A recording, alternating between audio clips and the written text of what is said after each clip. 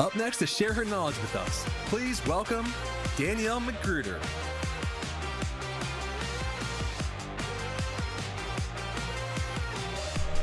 Hi, everybody. Hi. Good morning. I am Danielle Magruder. You may have seen me out in the hall. It's so nice to see a few familiar faces in the audience here. So I'm here today to talk a little bit about blazing a new trail, right? Shaking up your routine, not getting stuck in a rut. So we can move on here. So who here feels like you're doing the same thing every year, maybe the same event? Maybe we're feeling a little crushed by the work that comes with that event, going through the different maze that, what are we trying to implement? How do we get it done? Is it effective, right?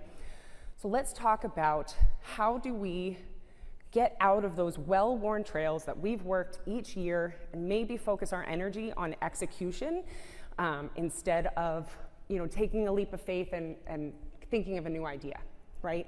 So when we think about how we take a leap of faith, Holy Grail, anyone, right? Indiana Jones, we can kind of dig into some new ideas, be creative, and get that Holy Grail that is donor engagement.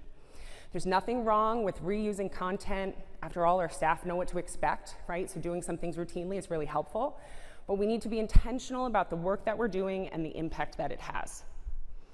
All right, so let's talk about the benefits of going off trail. One, it adds more variety and diversity to the approaches that we bring to the table.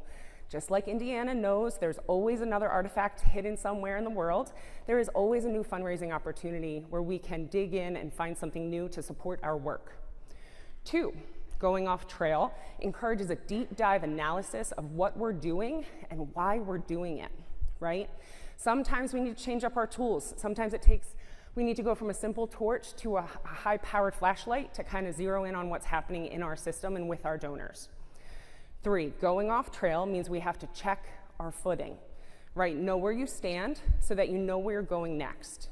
All right, so what does it look like when we try to go off trail? We like to say it takes drive to be a trailblazer. All right, with that in mind, how do we do it? Let's walk through what we consider a 5-step process that can be applied to any organization, no matter your mission, your size, your culture. This framework can be applied in subsets, so you can do it amongst your communications team, or maybe you can do it amongst your whole organization. First, D, discover. Ask questions. Have conversations with your team. We all know we can't solve a problem we're not aware of, so this is a chance to deep dive on what might be going wrong, all right? Next, how do we discover the root of a problem? So we ask the questions, we figured out what might be challenging. So what does it look like to kind of do that research? First, just like Indiana never embarks on an adventure without doing research, we need to research within our stakeholders of who we engage with each year. So one, ask your staff, right? Do you feel excited about what we're doing and how we're fundraising? Do you feel effective? And what pitfalls or snake pits, if you're familiar, are we getting and dealing with as we get through our fundraising approach? Two, ask your donors. Are they inspired to give? Why did they give? Why didn't they give, right? Next, ask the people you're serving, right? Does the work we do meet the needs that we're hoping to meet? Are we actually effective within our communities, okay? So asking those questions are gonna uncover some challenges that we might wanna face, but we have to know what we're dealing with. All right, when it comes to that last point about serving in our communities and being effective, I like to share a story here. So Doug Dietz spent years as an industrial designer working on MRI machines, right? Now, Doug had a problem. He discovered that children were afraid as they walked up to the MRI machine. It's loud, it's scary. In fact, 80% of his pediatric patients needed to be sedated in order to get into that MRI machine, all right? Now, Doug could have accepted this. Technically, it did the job, right? But frankly, if it's not effective, if the kids aren't getting in the machine, it's not working. So Doug asked questions, right? He learned about the problem, and then he brainstormed his options on how to make that child's experience better. Insert the Adventure Series scanner, right, with a playful image where kids can have some fun, and instead of being in a scary medical exam, they're going on an adventure, all right? Children still needed an MRI. You still need to raise funds, all right?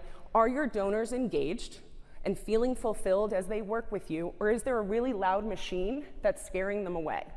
all right? We need to be willing to ask questions and discover so that we can then meet those challenges. Next, R.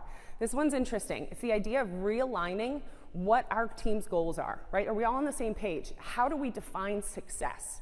Right, this is an opportunity for you to review what is in place and why we're doing it. So in this next slide, I'd like to zero in on some of our questions here. Why are we doing what we're doing, and is it effective? Okay?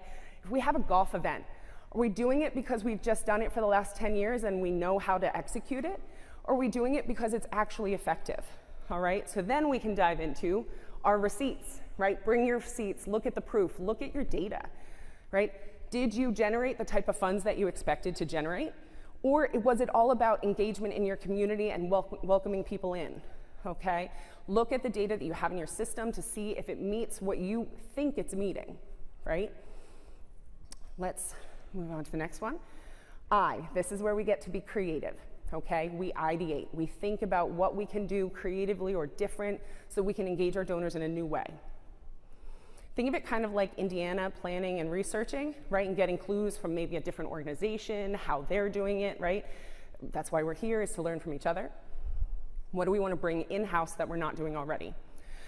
Now, it's all well and good to say get creative, right? I am not a creative person at heart. I do paint by numbers, okay? So I'd like to share an exercise about swapping perspectives. Thankfully, you won't have to be quite as precise as Indiana, but I will say I think it'll take some guts and vulnerability. First, gather 4 teams together that you work with regularly, to meet your needs, to meet your fundraising goals within your community, et cetera. Maybe, let's say, development, programs, maybe your executives or board members, and then the communications team. Put everyone in their respective teams and have them fill out this question, right? I want you to do, the blank team's goal is blank. Communications is going to be different than your development team, right? Communications might be trying to get engagement. Development is definitely raising funds, right? You'll likely find that each team has varying goals within each item. Now, I want to have a little fun and think about this from Indiana's perspective, all right? Indiana's goal, he wants to get to the treasure first, every time. Shorty's goal is probably to impress Indiana, right? Joan Sr., for those that have seen the movies, definitely want to do the Holy Grail, right? He wants that.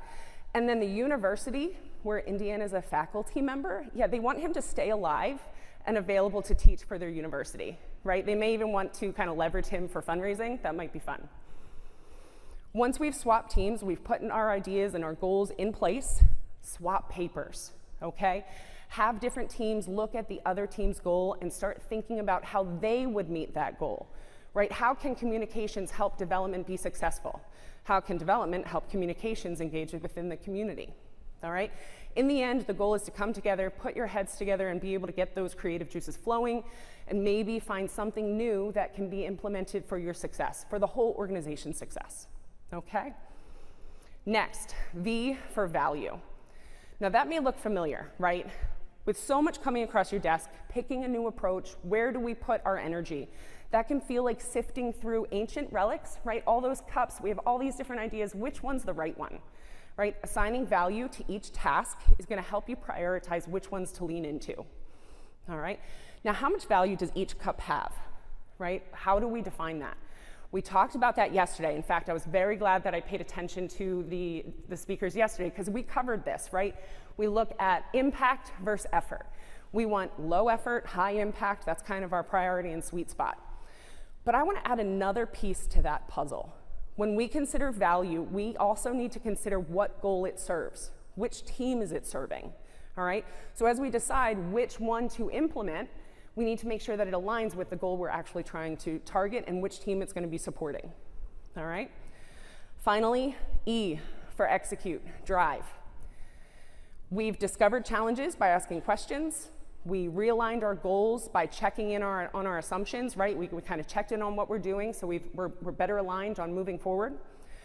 We came up with ideas, and we're creative to find new ways to do things. And then finally, we put tangible value on each potential new path that we want to shake up. Finally, we choose wisely, right? Be intentional about the next step that you're taking so that you can properly tackle your goals.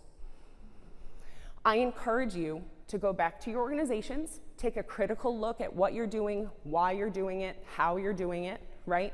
And see if we can shake off that dust, get off the beaten path, and into some new adventures to have a little bit of fun, right? We want to do it just like Indy. Take it, it might be unknown, it might be a new adventure, but it can also lead to the greatest treasures and discoveries for you to succeed. All right? Thank you very much for your time, letting me share this little tip from Donor Perfect. I really appreciate it. Have a nice rest of your time at the event.